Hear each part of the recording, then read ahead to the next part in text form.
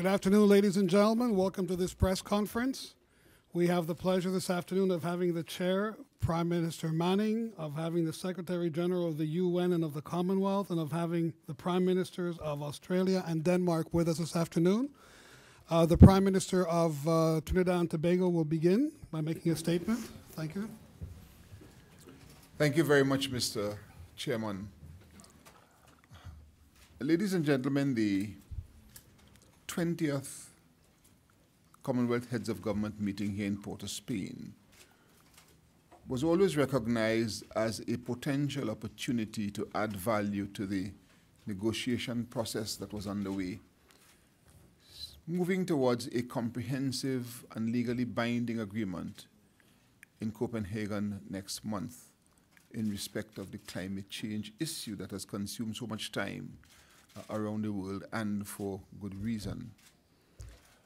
Indeed, the very distinguished Secretary General of the UN and the Prime Minister of Denmark as the chairman of the meeting to take place in Copenhagen next month have been extremely concerned about the rate at which things had been moving.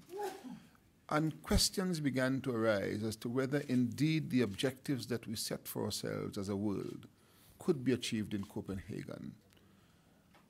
As a result of that concern, they had put together additional arrangements outside of the existing UN mechanism and had sought to make contact with whatever bodies that they felt could have made a positive contribution to a successful outcome in Copenhagen next month.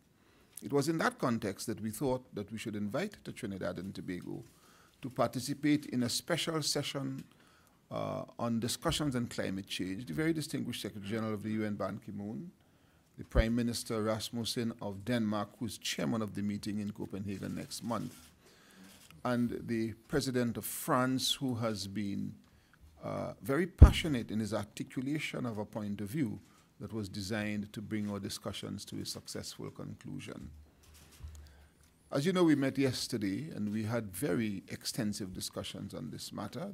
Our three guests did in fact make presentations. And that I am very pleased to say that the Commonwealth Heads of Government meeting here in Port of Spain, and after deliberating with our invited colleagues, have come to a conclusion on this matter. We've always known that the diversity of the Commonwealth provided us with a particular opportunity in this regard, comprising, as it does, some of the smallest and more vulnerable states in the world in relation to climate change, and some of the developed and richer countries of the world who might be in a much better position than others to contribute to a successful resolution of the issue. We have come to a conclusion which we proudly would like to present to you as the Port of Spain Climate Change Consensus, the Commonwealth Climate Change Declaration.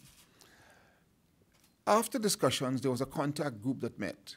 It was headed by the very distinguished Prime Minister of Australia, Prime Minister Kevin Rudd. And it is on his good graces that we will now rely for some details in the agreement. Prime Minister Rudd.